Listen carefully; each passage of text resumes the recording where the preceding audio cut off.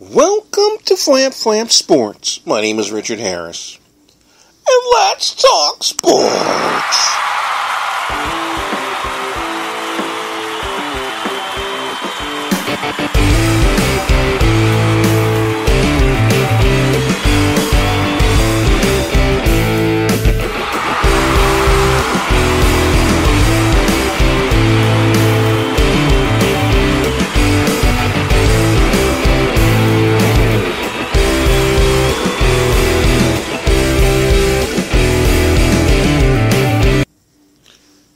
Welcome to Flam Flam Sports.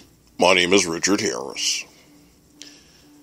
Tonight, we're going to talk about a superstar to some, a ball player to others, someone who has literally disappointed.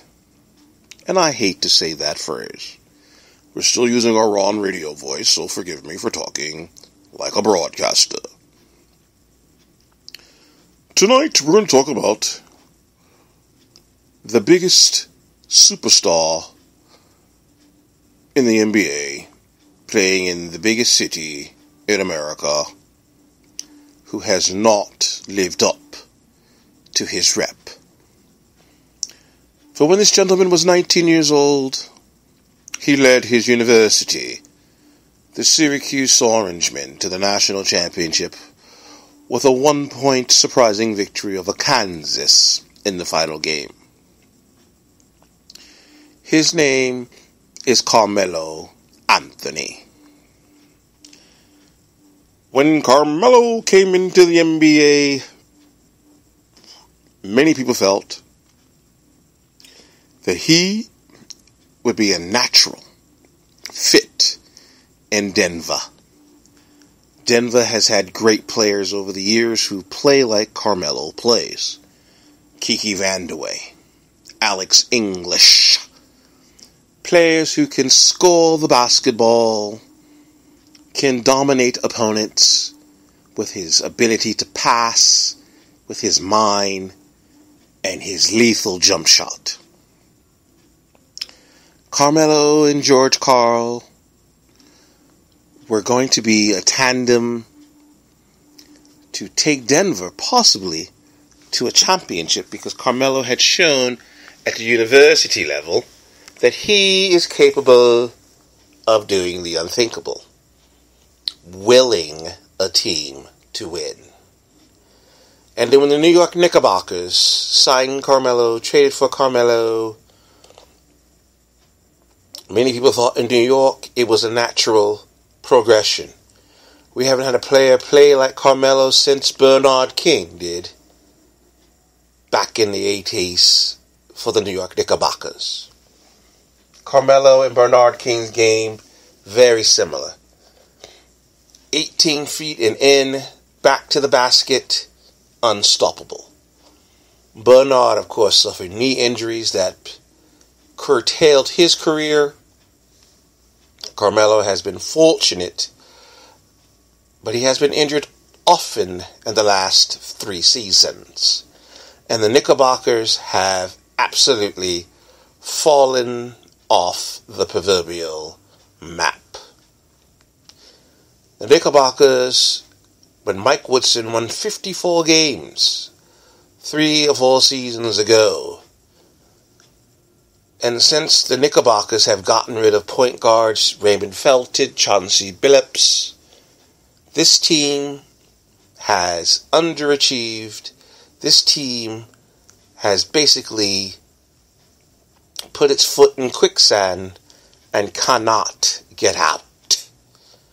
This season, after a 20-20 start through 40 games, Knickerbocker fans were believing this was going to be a special season, because we'd already surpassed last season's win total.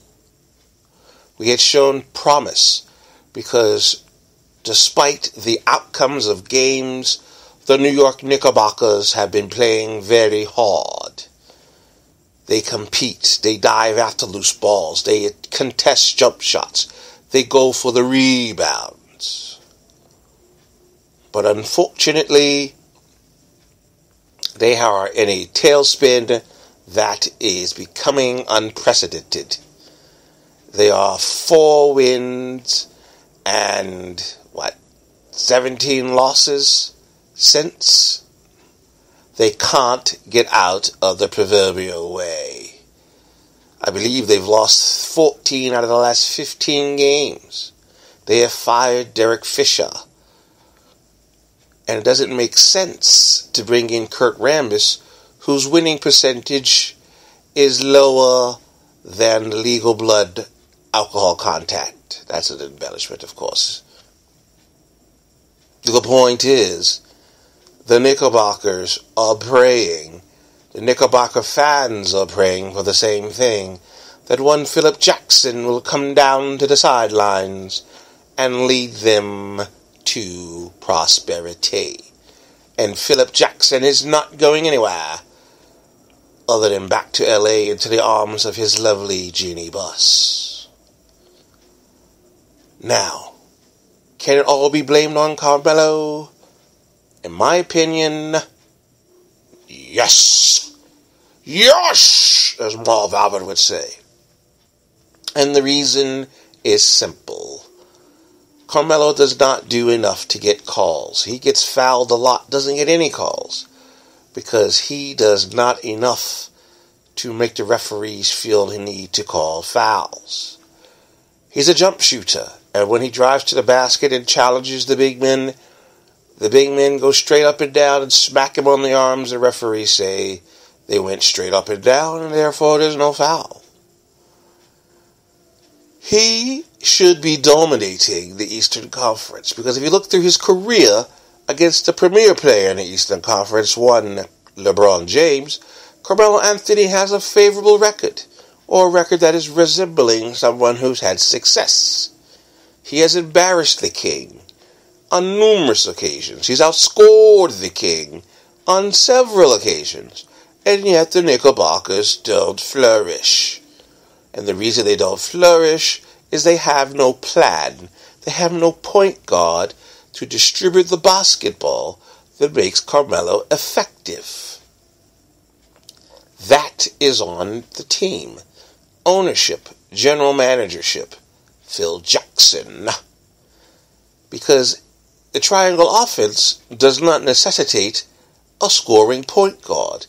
It necessitates someone who can get the ball in the post and have people go off the postman in a triangle setting where he's a triple threat position to score or to pass or to rebound.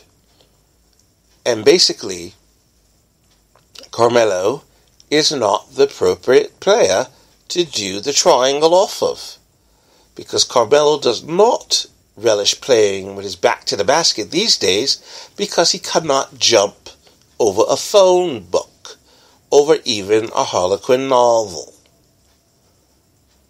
And basically now he's a sitting duck, because he can't go by anybody or over them. And the Knicks are now forced to pay him $27 to $29 million a year, and basically have to deal with it. The Knicks need a point guard that is a threatening point guard. Not Jose Calderon, who's a nice player, but he is a complimentary player. They need someone of the ilk of an Allen Iverson, or a Chris Paul, or a Damon Lillard, or a C.J. McCollum, who could be a point guard, but chooses to play the two.